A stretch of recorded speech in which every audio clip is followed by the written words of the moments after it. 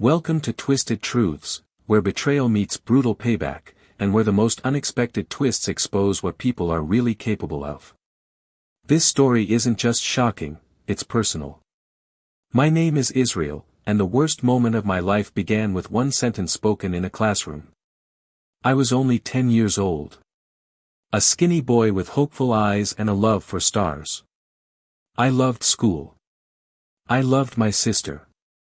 And I loved my parents, even though they were living ghosts long before they left me behind.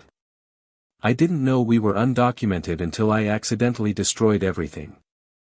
I didn't know the danger we lived in was buried under every look, every sound, every unspoken fear in our tiny Los Angeles apartment. We had crossed into the US when I was 5. My little sister, Bella, was 3, and I remember holding her hand through the long, breathless truck ride. My mother whispered that we were going somewhere safe. My father said it would only be for a little while, just until we could breathe again. But, a little while, became years. In California, we lived in a shoebox apartment near downtown. My dad worked in a garment factory and came home soaked in sweat and silence. My mother cleaned houses for people who never remembered her name. She scrubbed floors with bleach and tears. They told me to keep quiet at school. That no one needed to know where we came from. You're not like the other kids, Israel, my father warned. One wrong word, and everything vanishes. So I kept the truth buried. Even when my classmates showed off pictures of vacations, birthday parties, or their parents in uniforms or fancy suits, I said nothing. I kept my head down. But I was just a kid. A kid who didn't understand that the world could break from something so small. That day, Ms. Raines asked each of us to share what our parents did for work. Tommy said his dad was a firefighter. Sophia's mom was a dentist. Then she turned to me with her usual warm smile and said, "Israel, what about your parents?" For a moment, I hesitated. I could hear my mother's voice in my head, say nothing. Never say anything. But I wanted to be proud. I wanted to belong. I wanted the class to know how hard my parents worked. So I said it. They escaped from Honduras because it was dangerous. My dad works really hard sewing clothes, and my mom cleans houses. They came here to keep us safe. At first, it was quiet. Then Tommy let out a laugh. Escaped? Like a movie or something? The class joined in with awkward giggles, and Ms. Raines hushed them, but her eyes, they had changed. That night, I said nothing to my parents. But 3 days later, it was too late. It was early morning when the knock came at the door. My mother froze. I remember the ladle slipping from her hand into the pot of beans, splashing hot water on the stove. She yanked me and Bella into the bedroom. "Don't say a word," she whispered. Her hands trembled. "Stay silent no matter what." Then we heard the words that changed everything. Immigration and Customs Enforcement. "Open the door." My mother opened it. They handed her a letter. A court summons. She didn't speak English well, but she understood enough. We had been found. My father came home late that night. He didn't speak at first. Just sat in silence while my mother cried and Bella clung to me, confused and afraid. Then his voice dropped into something hard and sharp. "Who told them?" he asked. Nobody answered. He turned to me. "Israel. What did you say at school?" My throat closed. I stammered, "I just said you came here to keep us safe." My mother's face crumpled. "Oh God, Israel. Do you know what you've done?" My father didn't hit me. But his eyes did. Cold. Hollow. You betrayed your family. That night, they stopped talking to me. They stopped looking at me. I became a ghost in my own home. The days turned silent. The nights turned cold.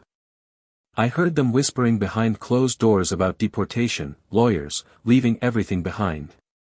But they never included me in those talks again. And then, the court date came. We were ordered to leave the US within 30 days. My sister cried. My mother wept. My father stared ahead like a man watching his own grave get dug. And I felt it was all my fault. But nothing prepared me for what they did next. The morning we were supposed to leave, we drove to LAX. My parents were quiet, like statues. At the terminal, my dad turned to me and said, "Sit here. Don't move. We're getting water." I sat. I waited. I watched people come and go. 10 minutes. 15. 20. I stood up and ran to the desk. Asked about the flight. The woman looked at me gently and said, "That flight has already boarded." And that's when it hit me. They left me. My parents. My little sister. Gone. Without a word. Without looking back. They had left me at the airport. Alone. At 10 years old. They left me.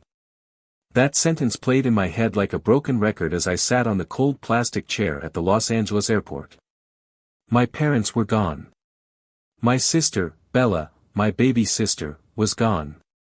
And I was alone. I remember clutching my science book so tightly my knuckles turned white. I'd brought it because I thought maybe I'd read about Mars while we waited for our flight. I thought it would calm me.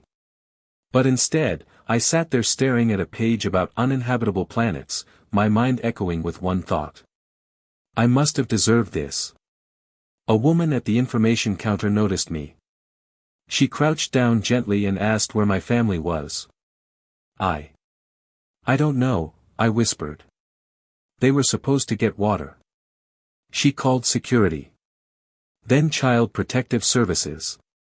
Everything moved quickly after that. I was 10 years old when I entered the foster care system.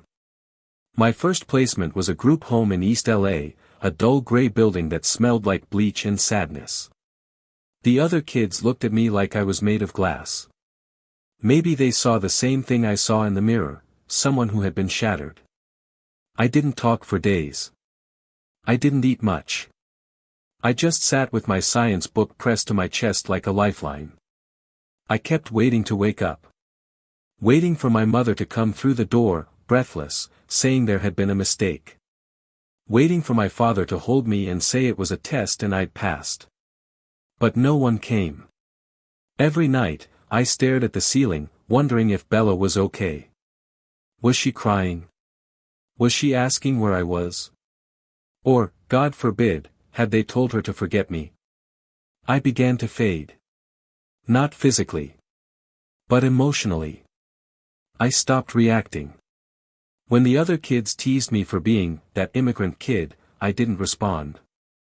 When someone stole my shoes, I didn't fight back. When a boy named Denny shoved me into a locker, I just stayed there for a while, because it was quiet. I became invisible. A ghost boy. And the saddest part? I believed I deserved it. I had broken my family. I had spoken when I should have stayed silent. And now this was my punishment.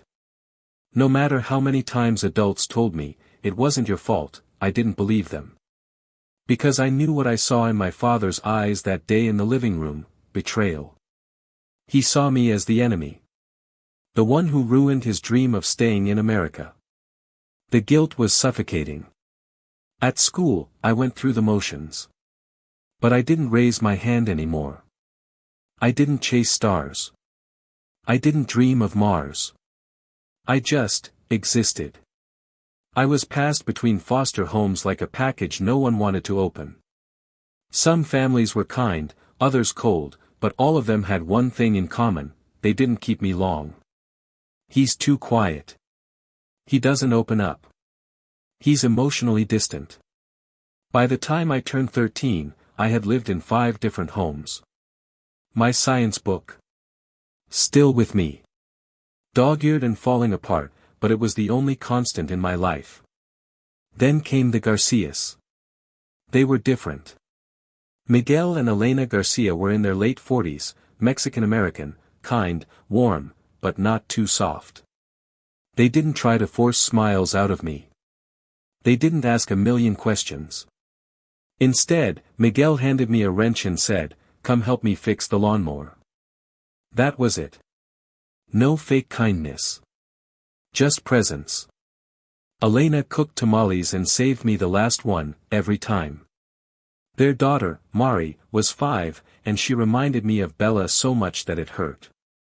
She followed me around, calling me Hermanito, and drawing stick figure families that included me. For weeks, I resisted. But slowly, quietly, I began to breathe again. One evening, I sat at the kitchen table working on homework. Elena placed a hand on my shoulder and said, "You're not broken, Israel. You're just healing." I didn't cry. I didn't say thank you. But I nodded. And that night, for the first time since the airport, I dreamed of Mars again. In the dream, I was floating weightless above the red planet, holding Bella's hand. She looked at me and said, "I knew you'd come back." When I woke up, I cried into my pillow until it was soaked. The Garcias became my forever family. They adopted me when I was 14. Miguel built me a small desk in the garage, said, "You want to build rockets? Start here." Elena bought me a new science book and wrote in the front, "To Israel, who survived the fall, and is learning to fly again." And I did learn to fly. Not with rockets, but with code. I fell in love with technology. Programming. Solving problems with logic and precision when life had always felt like chaos. But beneath all of that, beneath the laughter with Mari, beneath the school awards, beneath the college applications, was a truth I never told anyone. I still hated myself. Because no one ever told me why. Why did they leave me? Why didn't they come back? Why did they choose Bella and not me? I wanted answers. But more than that, I wanted revenge. Not revenge in the form of violence. I wanted to succeed. Wildly. Publicly. I wanted them to see me one day. See what they threw away. I wanted them to know I wasn't broken because of them, I was brilliant in spite of them. But first, I had to survive. And then, I had to become someone they could never ignore. I was 17 the day it all changed again. The day I stopped feeling like a forgotten child and started becoming a storm. It was a rainy Saturday in San Diego. I was in my bedroom at the Garcia's house, debugging a code project for school when Elena knocked on the door. She had a letter in her hand, her expression unsure. "It's addressed to you," she said, handing it over. "From Honduras." I froze. No one from Honduras had written me since I was 10. I didn't even know how anyone there would have my address. My hands trembled as I opened the envelope. Inside was a folded sheet of cheap, lined paper. The handwriting was messy, rushed. But I'd recognize it anywhere. Bella. Dear Israel. I don't know if this will ever reach you. I don't know if you're alive. I hope you are. I'm 13 now.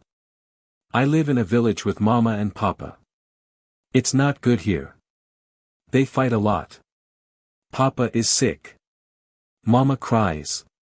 They don't talk about you. They pretend you don't exist. But I remember you. Every day. I have the cloth doll you gave me. She's old now, but I still talk to her. I miss you. I don't know what happened that day at the airport. They told me you stayed behind on purpose. I didn't believe them. Please tell me it's not true. I dropped the letter. My stomach flipped. My head spun. They told her I stayed behind on purpose. They erased me. They made her believe I chose to abandon her. I sat on the floor, shaking, staring at the words. That was the moment something inside me hardened. My sadness transformed into something sharp. Until that moment, I thought the worst part was that they left me. But now I realized the worst part was that they poisoned Bella's memory of me. I had forgiven them for the abandonment, at least a little. But the lie? That was unforgivable. I stood up, walked into the kitchen, and told Mama Elena everything. I told her about the airport. About being left behind. About the years in the system. About Bella's letter and the lie it held. She didn't say much. Just pulled me into a hug and whispered, "You don't ever have to carry this alone again." Later that night, I sat at my desk and opened a new document on my laptop. I began typing lines of code. Not for school. Not for fun. For something that mattered. For something that would change everything. I was going to build something that no one could ignore.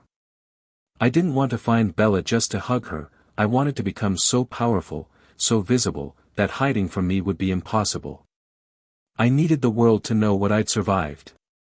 And I needed my family, the one that discarded me, to realize that their silence didn't break me. It built me.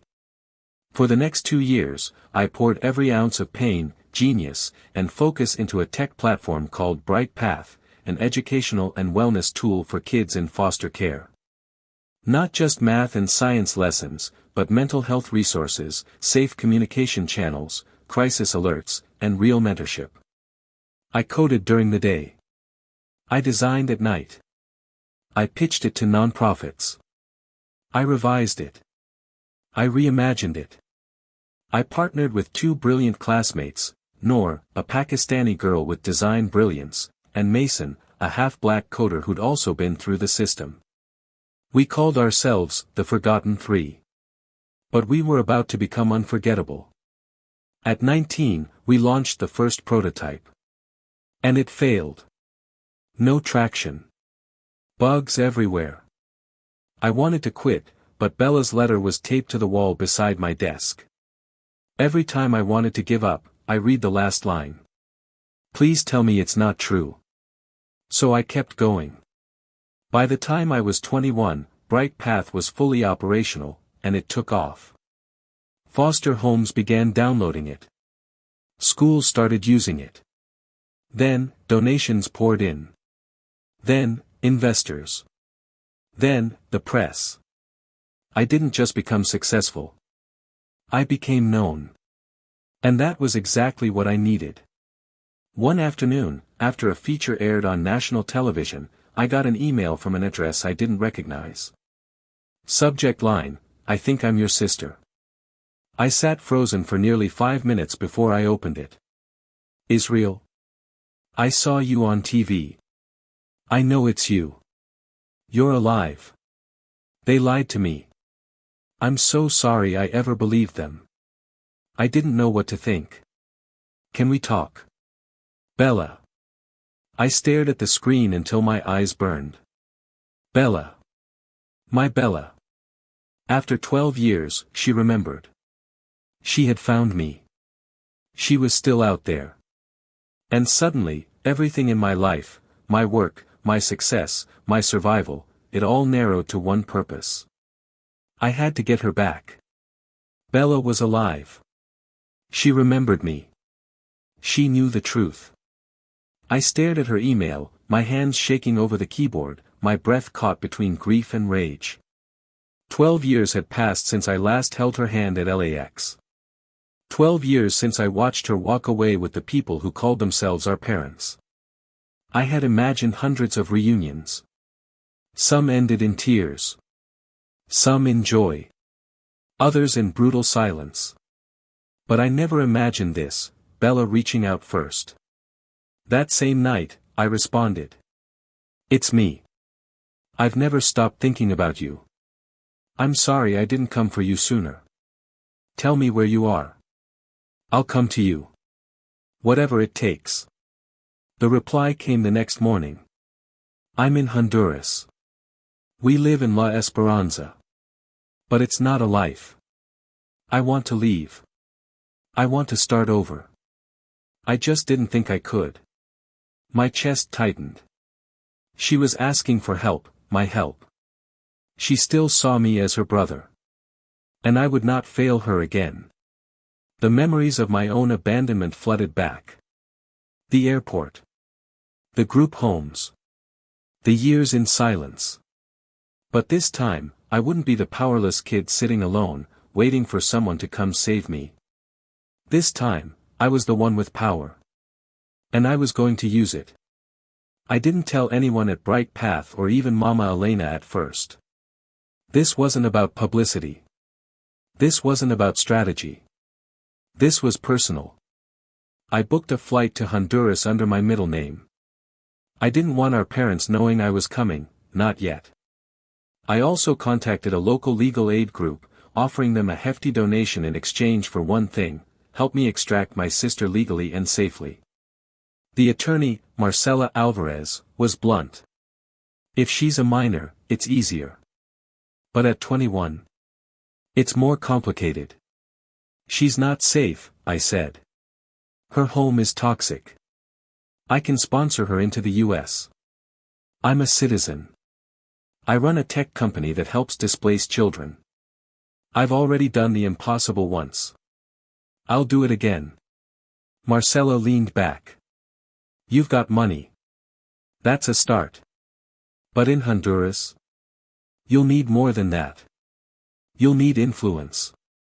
And you'll need a damn good reason if your parents try to fight back. I looked her in the eye. They abandoned me at an airport when I was 10. They lied to my sister for a decade. Trust me, if they want a war, I've been training for it my whole life. I landed in Tegucigalpa under cover of night, my hoodie pulled low, my nerves wired. The city smelled of dust, diesel, and something old, something broken. Marcela arranged a driver, an older man named Victor, who had worked with American journalists and aid workers before. As we drove through the rugged countryside toward La Esperanza, I stared out the window, trying to gather my thoughts. Would Bella recognize me? Would she forgive me? Would I forgive myself if I failed? Be careful, Victor warned. Your parents, they're not well liked in the village. People say the father drinks too much. The mother, she's paranoid, controlling. Your sister. Everyone says she's quiet. Too quiet for a girl her age. Each word added fuel to the fire burning in my chest. We arrived after dark. Marcela had arranged a meeting in secret, at the village library of all places. It was the only neutral ground she could guarantee privacy. When I stepped inside, Bella was already waiting. She stood at the back near the bookshelves, her arms wrapped around herself. And when she saw me, her eyes filled with tears. I dropped everything and ran to her. Bella, I whispered. Israel, she said, her voice small, shaking. We embraced. And the years fell away. I felt her sob against my chest. I thought you left me, she cried. They said you didn't want us anymore. That you chose to stay. I didn't, I said, clutching her tighter. They lied, Bella. I waited for hours. I thought they'd come back, but they never did. She pulled back and looked at me through teary eyes. They never even said your name again. Mama said you were gone. Papa said you were weak. But I remembered. I wiped her tears with my thumb. You remembered, and that's all that matters. We sat down in the back corner of the library. I told her about my life. The foster homes. Mama Elena. Bright Path. She listened, eyes wide. I looked you up online last year, she said. But I was too scared to reach out. I didn't know if you'd hate me. I could never hate you, I whispered. You were the only light I had. Then she said something I didn't expect. I want to leave. I want to come with you. But I don't want them to know until I'm gone. I nodded slowly. Then we'll do it your way. Quiet. Careful. But once you're safe, I'm going to make sure the world knows exactly what they did. Over the next 5 days, I made arrangements. I worked with Marcela to file emergency immigration petitions. I made anonymous donations to secure government cooperation. I used Bright Path's network to connect with US-based Honduran legal advocates. But most importantly, I kept Bella close. Every night we'd meet at the library or a hidden cafe just outside town. We talked about dreams, fears, the time we lost. She told me how our father drank himself into rages and our mother monitored her every move. "I'm not a daughter to them," she said. "I'm a prisoner." On the 5th day, we finalized our escape. Marcella scheduled her transport. Victor arranged forged departure coverage to protect her identity. I prepped a safe house in San Diego. And then, Bella asked me something that broke me. "Can I change my name?" she whispered. "I don't want theirs anymore." I reached into my bag and handed her a copy of my adoption certificate. It read, Israel Garcia. She stared at it, then whispered with a smile, "Then I want to be Bella Garcia." The plan was set. In 48 hours, I'd take Bella home. But what I didn't know was that someone had already found out. And they were about to destroy everything. The plan was airtight. Bella and I were scheduled to leave La Esperanza at sunrise. Marcella had secured the legal filings. Victor had mapped the safest route to the Honduran border. From there, we'd cross into Guatemala, then fly to San Diego. By this time tomorrow, Bella would be free. But freedom, I learned, never comes without a fight. And some ghosts refuse to stay buried. It started the night before we were supposed to leave. Bella and I met one last time at the village library, tucked in the shadowed back corner among faded books and dusty plastic chairs.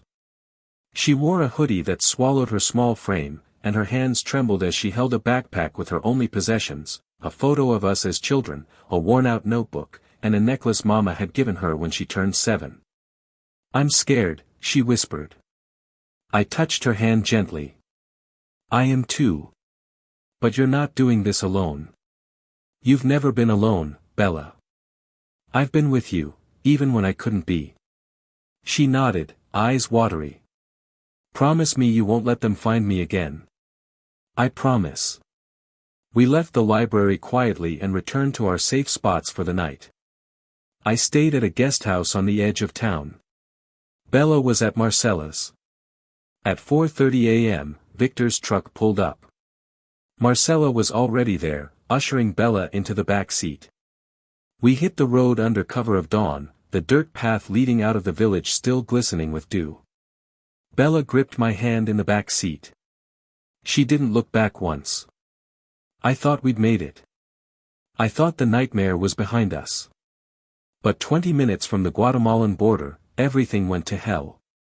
It started with the truck behind us. A white pickup. Windows tinted. No plates. Victor glanced at the rearview mirror. "We've got company," he muttered. I turned, my stomach sinking. The truck sped up, then veered to the side, trying to cut us off. "They're trying to block the road," Victor said. Marcella yelled, "Hold on." Victor swerved. Tires skidded. The truck jolted. Dust and gravel flew in all directions. Bella screamed. We made it around the bend, but the white pickup stayed on us like a shadow. Then another vehicle appeared ahead. "Blocked." "They knew," I said, my voice low with fury. "They knew we were leaving." Marcella looked at me, eyes wide. "It's your parents. They had found out. Maybe someone in the village talked. Maybe they followed Bella. But however they did it, they were here, trying to stop us." Victor braked hard as the white pickup slammed to a stop in front of us. The men in the truck weren't police. But I recognized one of them immediately. Carlos. My father. His hair was grayer, his face thinner, but that dead stare hadn't changed. He stepped out slowly, looking right at me. And then at Bella. "Where do you think you're going?" he barked. Bella shrank back. Her lips trembled. "I'm leaving," she said, her voice barely audible. With my brother. Carlos' eyes narrowed. He's not your brother. He's a traitor. You think he's here to save you? He left you behind. He destroyed our family. No, she said, louder now. You destroyed it. He stepped forward, until I got out of the car and stood between them. Touch her, I said, and you'll regret it for the rest of your miserable life. He sneered. What are you going to do, boy? Call the embassy? Throw money at me?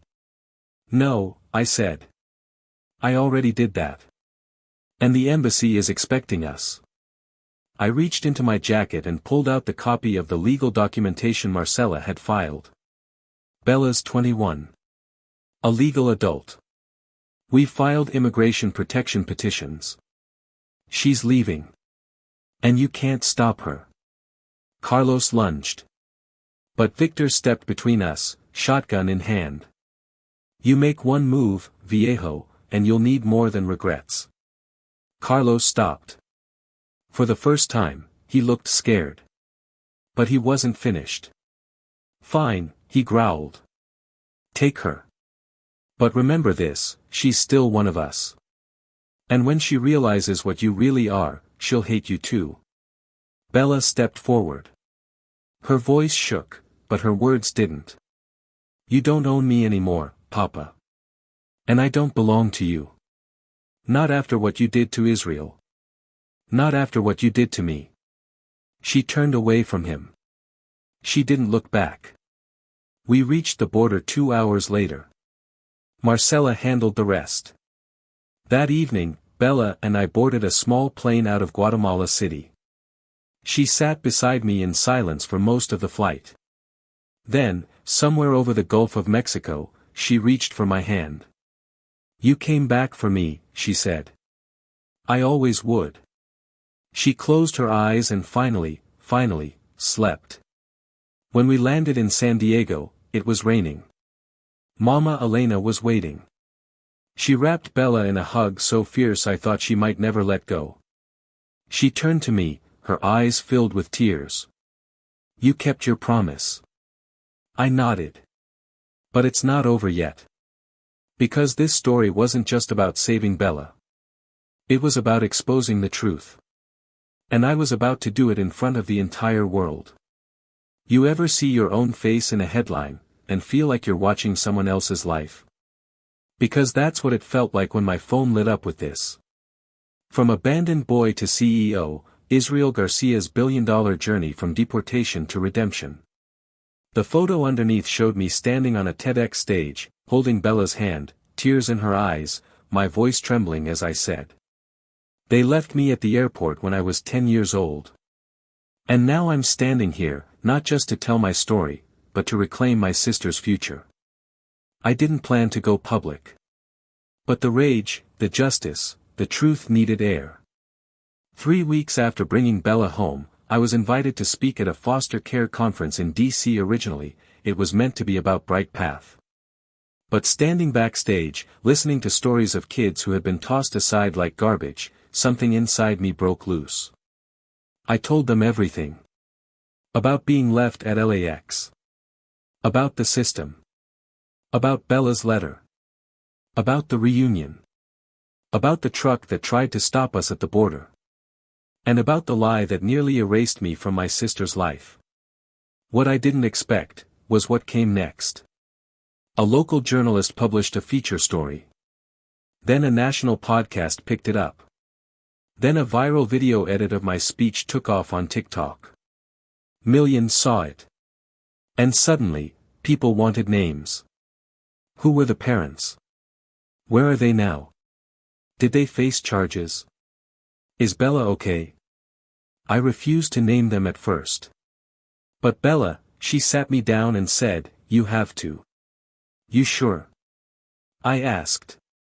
I want the world to know what they did, she said, holding my hand. They didn't just hurt you. They hurt me, too. And we survived them. That deserves to be known.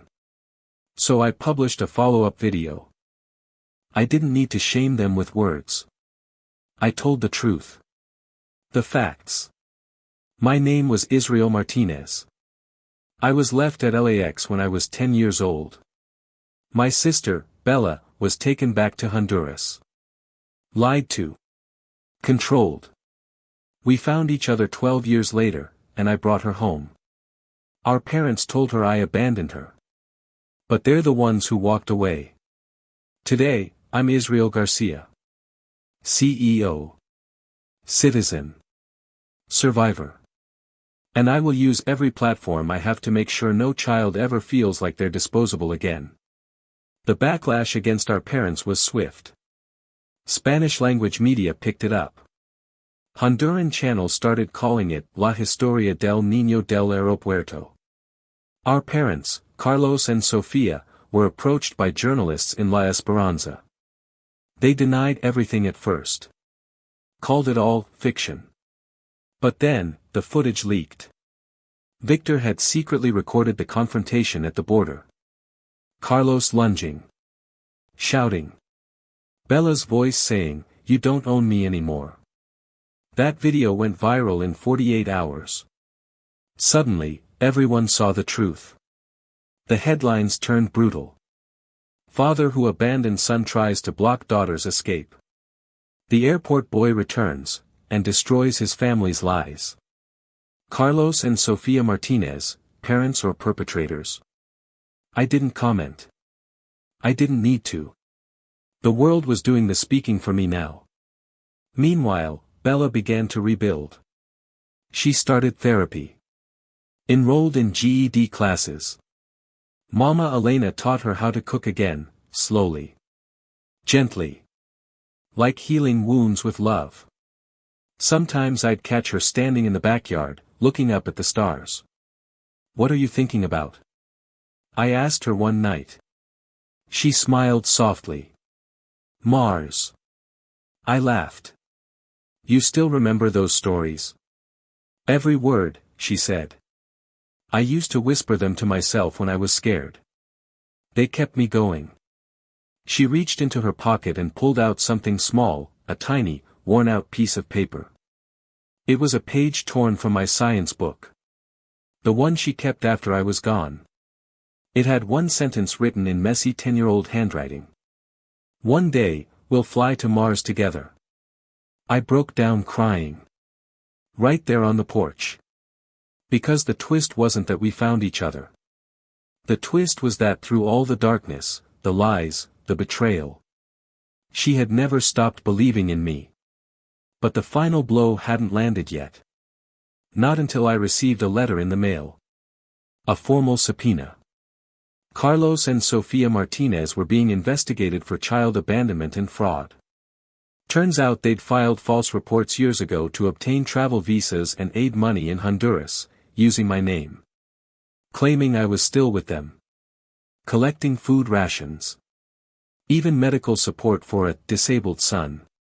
Now that I'd gone public, they were being audited, prosecuted, and shunned by the very village they once ruled. I didn't press charges. I didn't have to. Their lies were now documented. Broadcast. Branded. Everywhere they went, they were known as the ones who left their son behind, and nearly destroyed their daughter's life, too. Their punishment? Silence. Isolation. Exposure. That was more powerful than any court sentence. And I hadn't even spoken my final words yet. We were back at LAX. Same place. Different decade. I stood at the exact terminal where I was left behind 20 years ago. The same faded blue seats. The same flickering departure board. But this time, I wasn't 10. I wasn't crying. I wasn't waiting. I was standing. And beside me, was Bella. She held my hand. Her grip was warm, steady. The sleeve of her hoodie covered a faint scar on her wrist, but the look in her eyes was stronger than I had ever seen it. "This is where it happened?" she asked softly. I nodded. "Right there." I pointed to the plastic chair near gate 42B. I sat there for almost 2 hours. Thought it was my fault. Thought I was being punished. She swallowed. It wasn't. I know, I said. Now. We sat down together. For a long time, neither of us spoke. People bustled around us, parents holding kids, teens glued to phones, families hugging goodbye. I wondered if any of them could tell how much weight this moment held. Probably not. But it didn't matter. Bella reached into her backpack and pulled out the cloth doll I hadn't seen since we were kids. She still has no eyes, she said, smiling. But she kept me alive. I laughed. We both had someone to hold on to, huh? We looked around again. This wasn't just an airport anymore. It was our origin story. And we had rewritten the ending. The media attention died down eventually. The internet moved on. But I didn't. I wrote a book. Left at Gate 42, a story of survival, lies, and the family you choose. It was raw. Unfiltered. Full of journal entries, Bella's letters, court documents. I didn't write it for revenge. I wrote it for every kid who thought being abandoned made them worthless. We launched a new branch of Bright Path called Reclaim, offering trauma recovery and legal advocacy for immigrant children abandoned or separated from family. Bella became our ambassador. She now speaks to girls who've lived through what she did, used, silenced, lied to. She doesn't flinch when she tells her story anymore. She stands straight, her voice steady. She says, I am not what they tried to make me. Neither am I. We never saw our parents again. They were charged in Honduras, found guilty of immigration fraud and banned from applying for U.S. visas ever again. Their community disowned them. Not because we asked, but because the truth did what truth always does.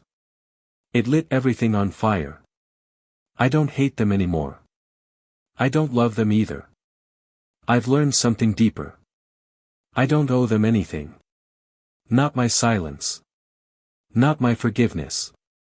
Not my life. I built that on my own. With Bella.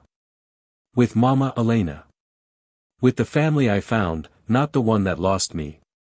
Sometimes people ask me what I'd say to them now, Carlos and Sofia, if they stood in front of me. Here's what I'd say. You tried to erase me. But I became unforgettable. You told her I abandoned you. But she saw the truth. You chose fear. I chose flight. Not the kind that leaves people behind. The kind that takes you forward. So, here we are. Gate 42B. The place where a child was left. And the place where two survivors came back, not to dwell on what was taken, but to show the world what was built. Bella leans her head on my shoulder. Think we'll ever go to Mars? I smile. We already did. In the end, truth has a way of surfacing, even if it comes twisted through pain and betrayal. As one wise voice once said, sometimes your greatest enemy was once your closest ally. If this story struck a chord with you, let us know in the comments. And don't forget to subscribe, share, and spread the word, because justice deserves to be heard.